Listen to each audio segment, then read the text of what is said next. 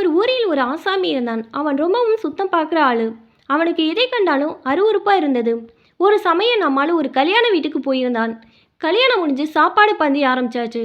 நம்மால ஒரு ஓரமா போய் உட்காந்துக்கிட்டான். சாப்பாடு பிரமாதமா இருந்துச்சு. இவனுக்கு பக்கத்தில் உட்கார்ந்த ஆசாமி பால் பாயாசத்தை உறிஞ்சி உறிஞ்சி குடிச்சிட்டு இருந்தான். அப்போ எச்சில் நம்ம ஆள் மேலே தெரிச்சிருச்சு. நம்மால் தான் ரொம்பவும் சுத்தம் பார்க்குற ஆளாச்சே. இந்த கருமத்தை காசியில் போய் தான் தொலைக்கணும்னு நினச்சிக்கிட்டு மறுநாளை காசிக்கு கிளம்பி போனான். அந்த காலத்தில் இப்போ மாதிரி பஸ் ரயில் வசதியெல்லாம் கிடையாது. வசதி இருக்கிறவங்க வண்டியை கட்டிக்கிட்டு போவாங்க. வசதி இல்லாதவங்க தான் கால்நடையாகவே போவாங்க. போய் சேரவே பல நாள் ஆகும். பகல் முழுக்க நடப்பாங்க. இரவு நேரத்தில் ஏதாவது சத்திரத்திலோ அல்லது யார் வீட்டு திண்ணையிலோ படுத்து தூங்கிவிட்டு மறுநாள் பயணத்தை தொடங்குவாங்க. இப்படி மற்றவங்க தங்குறதுக்கு வசதியாகவே அந்த காலத்தில் பெரிய திண்ணைகள் வைத்து வீடு கட்டினாங்க. திண்ணையில் வந்து தங்குறவங்களுக்கு சாப்பாடோ அல்லது நீர்மோரோ அல்லது தங்கள் சக்திக்கு முடிஞ்ச ஏதோ ஒன்றே அவங்களுக்கு சாப்பிட கொடுப்பாங்க.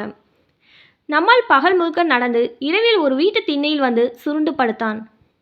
அந்த வீட்டு ஆள் வந்து, ஐயா, உங்களை பார்த்தா ரொம்ப தூரம் நடந்து வந்து களைச்சு போனவரா தெரியுது, வாங்கய்யா வந்து சாப்பாடு சாப்பிட்டு படுங்க என்றார்.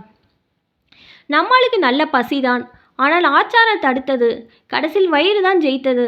நம்மால் சாப்பிட சம்மதிக்கும் அந்த ஆள் தன்னோட மனைவியை கூப்பிட்டு இவனுக்கு சாப்பாடு போட சொன்னார்.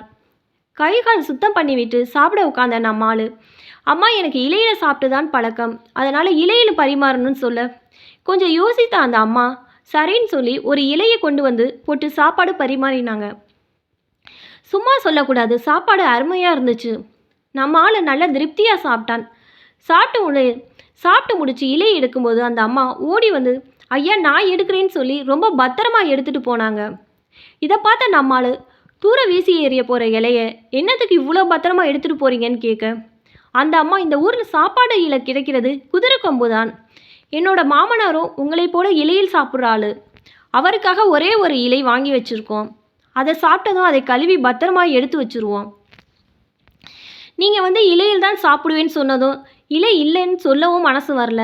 உங்களை பட்னியாக போடவும் மனசு வரல. அதான் என்னோட மாமனார் சாப்பிட்ற இலையில் உங்களுக்கு சாப்பாடு போட்டுட்டு இப்போ பத்திரமா எடுத்து வைக்கிறேன்னு சொல்லவும், இவனுக்கு சாப்பிட்ட சாப்பாடெல்லாம் தொண்டையிலே சிக்கிக்கிட்ட மாதிரி ஆகிப்போச்சு. சரி, இந்த கருமத்தையும் காசியிலே போய் தொலைச்சிடுவோன்னு நினச்சிக்கிட்டு படுத்து தூங்கினான். மறுநாள் எழுந்து நடக்க ஆரம்பித்தான். அன்றைக்கு பகலெல்லாம் நடந்துவிட்டு இரவு ஒரு வீட்டு திண்ணையில் தங்கினான். அந்த வீட்டம்மா இவனை பார்த்ததும், ஐயா, சாப்பாடு சூடாக இருக்குது, வந்து ஒரு வாய் சாப்பிட்டு படுங்க என்றதும், நம்மால் முன்னெச்சரிக்கையா இலை வேண்டான்னு சொல்லிட்டு, தினமும் புழங்காத மண் பாத்திரம் இருந்தால் அதில் சாப்பாடு போடுங்க என்றான். அந்த அம்மா ஒரு அறைக்குள்ளே போய் ரொம்ப நேரம் தேடி துருவி ஒரு மண் பாத்திரத்தை கொண்டு வந்து அதில் இவனுக்கு சாப்பாடு வைத்தாள். திருப்தியாக சாப்பிட்ட இவன் மண் பாத்திரத்தை கிணற்றடிக்கே கொண்டு போய் கழுவ ஆரம்பித்தான். கை தவறி கீழே விழுந்து மண் பாத்திரம் உடைஞ்சு போச்சு. இதை பார்த்ததும் அந்த வீட்டில் இருந்த ஒரு கிழவி குய்யோ முய்யோன்னு கத்த ஆரம்பிச்சிருச்சு. என் புருஷன் சாக கடந்த கடைசி காலத்தில் இந்த பாத்திரத்தில் தான் அவர் கை கழுவி வாய் கொப்பளிப்பார். என்னோட கடைசி காலத்துக்கு இது உதவுன்னு பத்திரமா வச்சுருந்தேன். அதை இந்த பாவி இப்படி போட்டு உடைச்சிட்டான்னு அலறிச்சு. நம்மளுக்கு ஒரு மாதிரி ஆயிடுச்சு. இருந்தாலும் இருக்கவே இருக்குது காசி. அங்கே போய் இந்த கருமத்தையும் தொலைச்சிடுவோன்னு நினச்சிக்கிட்டு படுத்தான். மறுநாள் இருந்து நடக்க ஆரம்பித்தான். அன்னைக்கு ராத்திரி ஒரு வீட்டு திண்ணையில் தங்கினான். அந்த வீட்டில் இருந்த பாட்டி இவனை சாப்பிட சொன்னாள். இவன் முன்னெச்சரிக்கையா, இலை பாத்திரம் எதுவும் வேண்டாம், நான் கையை நீற்றேன், நீங்கள் கரண்டியாலேயே எடுத்து போடுங்கன்னு சொன்னதும் அந்த பாட்டியும் அது மாதிரி செய்ய வயிறு நிறைய சாப்பிட்டு விட்டு திண்ணையில் வந்து உட்கார்ந்தான். அங்கிருந்த ஒரு மாடப்பிறையில் வெத்தலைப்பாக்கு இருந்தது.